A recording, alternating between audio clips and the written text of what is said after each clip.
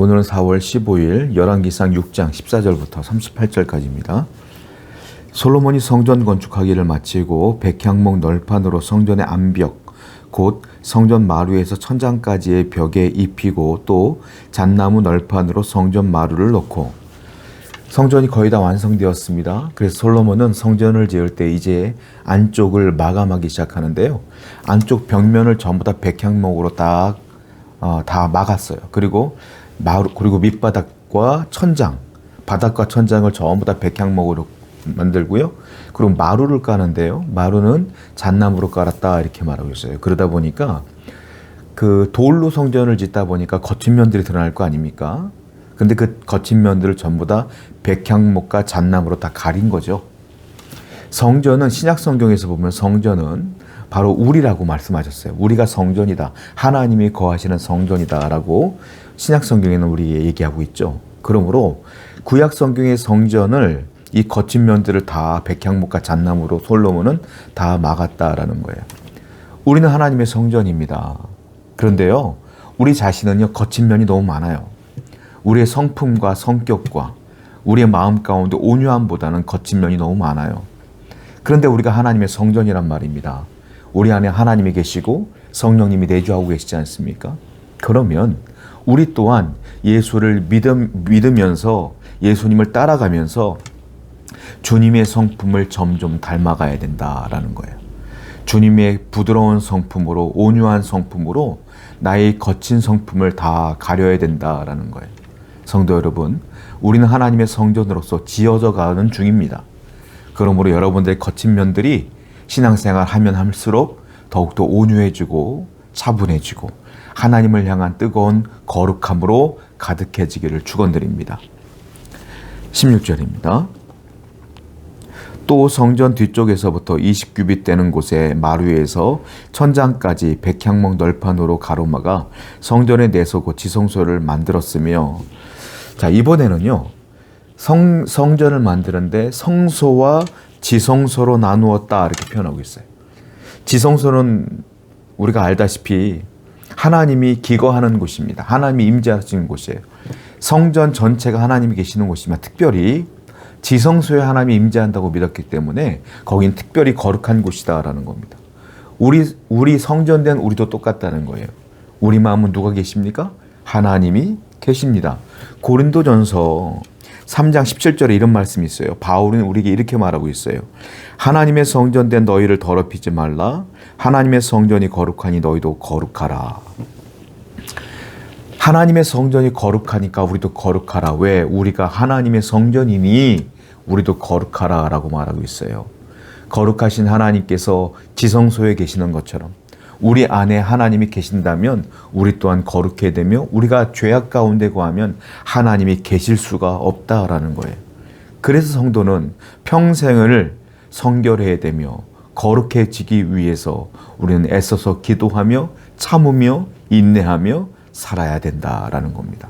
오늘도 세상 속에 살아가지만 물들지 아니하며 하나님 은혜 가운데 거룩한 삶을 살기 위해 기도하고 노력하는 저와 여러분 되기를 축원드립니다.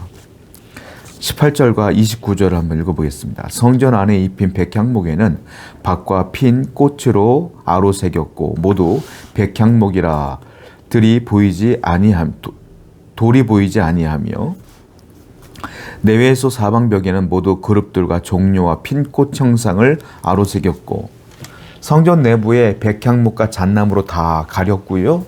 성소와 지성소로 다 만들었죠. 그리고요 그 벽면에다가 꽃을 새기기 시작해요. 여기 보니까 이렇게 호리병처럼 생긴 그 모양을 새기고요. 꽃을 새기고요.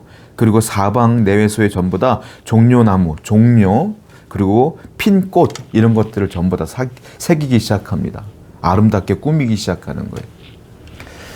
여러분, 지금 저는 말씀을 통해서 구약 솔로몬이 있는 성전과 신약에서 말하는 성전인 우리를 지금 비교하고 있는 겁니다. 구약 성경은 전부 다 아름다운 것으로 다 새겼다는 거예요. 우리 또한 우리 마음 가운데 새겨야 될 게 있다는 것이죠. 무엇이겠습니까? 하나님의 말씀으로 우리 마음을 새겨야 된다라는 거예요. 하나님의 말씀으로 새겨야 그 말씀대로 살고 그 말씀을 따라 무엇이 죄인지, 무엇이 의인지, 무엇이 하나님의 뜻인지를 분별해낼 수가 있기 때문에 그렇습니다. 우리 마음에는 하나님 말씀을 늘 새로 새겨야 되며 그 말씀을 따라 살아야 된다라는 겁니다. 오늘도 여러분 마음 가운데 하나님 말씀을 새겨서 하나님 말씀에 순종하는 여러분 되기를 축원드립니다. 마지막 38절이에요. 11째 해 불월 곧 8째 달에 그 설계와 식양대로 성전 건축이 다 끝났으니 솔로몬이 7년 동안 성전을 건축하였더라. 이제 성전을 다 건축하였다 이렇게 말하고 있어요. 몇 년 걸렸냐면 성경을 보니까 7년 걸렸다 이렇게 말하고 있어요. 그런데 이 성전을 그냥 기분 내키는 대로 만든 게 아니에요. 뭐라고 써 있습니까? 설계대로, 식양대로 성전 건축을 다 끝냈다 이렇게 표현하고 있어요. 성도 여러분, 하나님의 성전된 우리 또한 그냥 지어지는 게 아니에요. 어떻게 지어질까요?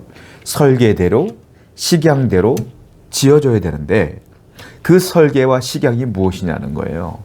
바로 하나님의 뜻으로 우리가 세워지고 있다라는 것입니다.